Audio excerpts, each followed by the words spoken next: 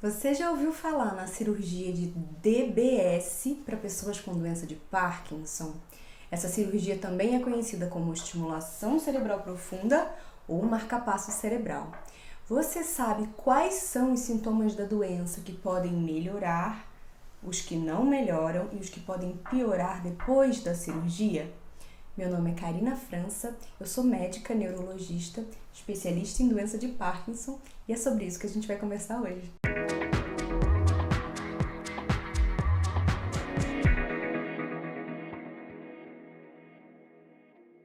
A cirurgia de DBS, no tratamento da doença de Parkinson, é mais um tratamento para melhorar os sintomas e a qualidade de vida do paciente depois da cirurgia. Mas nem todos os sintomas da doença melhoram depois da cirurgia. Nós temos sintomas que melhoram, sintomas que não melhoram e sintomas que podem piorar depois da cirurgia. E é muito importante que o paciente conheça essa lista de sintomas antes de se dispor a fazer uma cirurgia dessas. Como eu falei, a cirurgia é mais um tratamento possível. E como todo tratamento, ela pode ser bem indicada ou mal indicada. Quando ela é mal indicada, a chance de sucesso é muito baixa. Eu sempre digo que existem 4 fatores muito importantes para levar ao sucesso da cirurgia de DBS para pessoas com doença de Parkinson. O primeiro deles é a indicação correta, que deve ser sempre feita por neurologista especialista em doença de Parkinson. O segundo fator é uma cirurgia bem feita. Na cirurgia de DBS é colocado um chip bem pequenininho dentro de um lugar bem pequenininho do cérebro do paciente e é uma cirurgia muito minuciosa. Então ela idealmente deve ser feita por um neurocirurgião que seja familiarizado com a técnica, que já tenha feito essa técnica muitas vezes, para garantir que a cirurgia saia o melhor possível. Essa é a segunda parte de como a gente pode fazer com que essa cirurgia seja um sucesso. A terceira está relacionada com a programação. Esse chip, depois da cirurgia, sozinho não faz nada. Ele precisa ser programado. Isso geralmente é feito por um tablet. E, idealmente, deve ser feito também por um neurologista especialista em doença de Parkinson e neuromodulação, que é o DBS. Se a programação for feita errada, às vezes o paciente fica pior do que ele estava antes da cirurgia. Então, esse é o terceiro passo, uma programação adequada. E o quarto passo tem muito a ver com o nosso vídeo, gente. O quarto passo tem a ver com as expectativas do paciente estarem alinhadas com a realidade, estarem alinhadas com de fato o que a cirurgia pode trazer de bom para eles. Por isso que é tão importante saber quais sintomas melhoram, quais não melhoram e quais podem piorar depois da cirurgia. Então vamos começar o assunto. Sintomas que melhoram depois da cirurgia. Tremor, pessoal. Tremor é o sintoma que mais melhora depois da cirurgia de DBS para doença de Parkinson. A melhora que a gente espera, baseado nos estudos da literatura médica, é uma média de 74% um ano depois da cirurgia. Então, se eu comparar o paciente antes da cirurgia com o paciente um ano depois da cirurgia, esse tremor estará, na média, 74% melhor. Que é um marco muito impressionante dessa cirurgia. A rigidez também é um sintoma que pode melhorar e muito depois da cirurgia. Comparando pré-operatório com um ano depois, a melhora esperada é de 57% na rigidez. E uma melhora semelhante é vista na bradicinesia, que é a lentificação de movimentos. Alguns pacientes, inclusive, reclamam da bradicinesia como se fosse uma perda de força, embora ela seja, no fundo, uma lentificação dos movimentos. Essa lentificação melhora 49% um ano depois da cirurgia.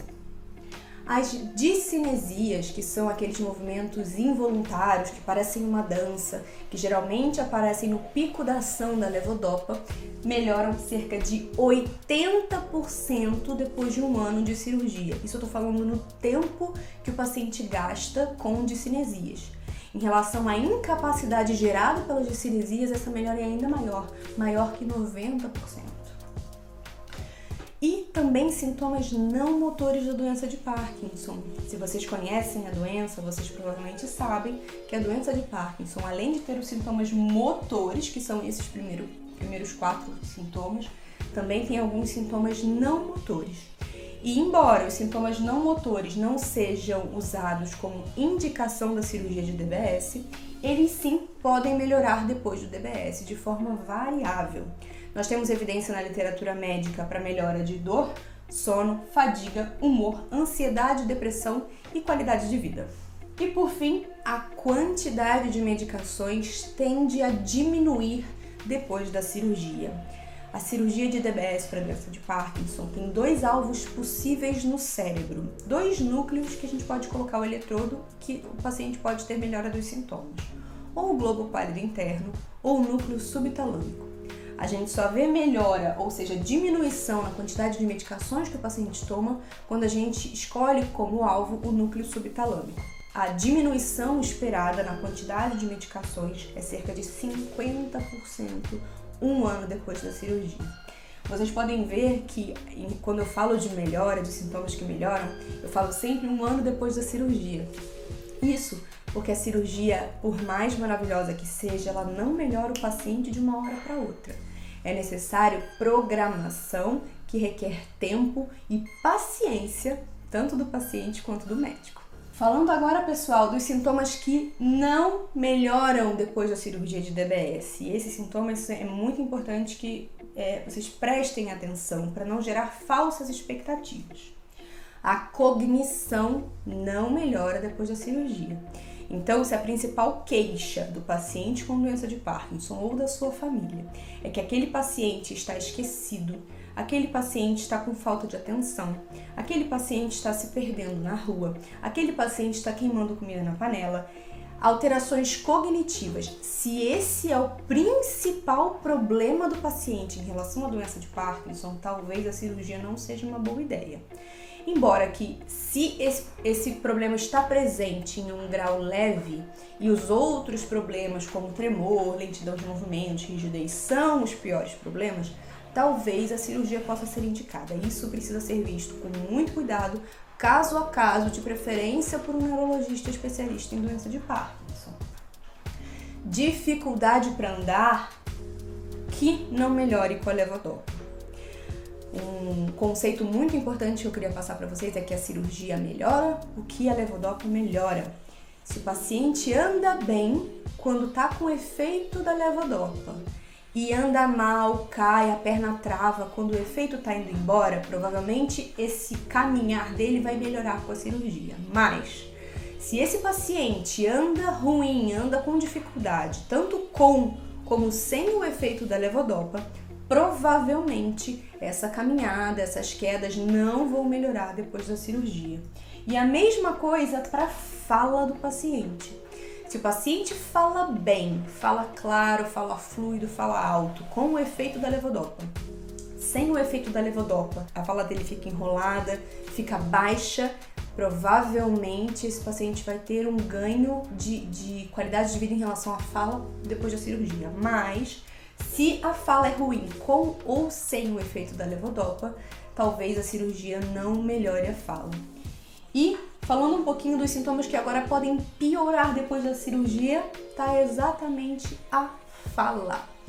A fala pode piorar depois da cirurgia. Isso pode ser tanto uma piora absoluta na fala por algum problema durante a cirurgia, isso pode acontecer, como isso pode ser um efeito colateral do espraiamento da corrente elétrica daquele eletrodo.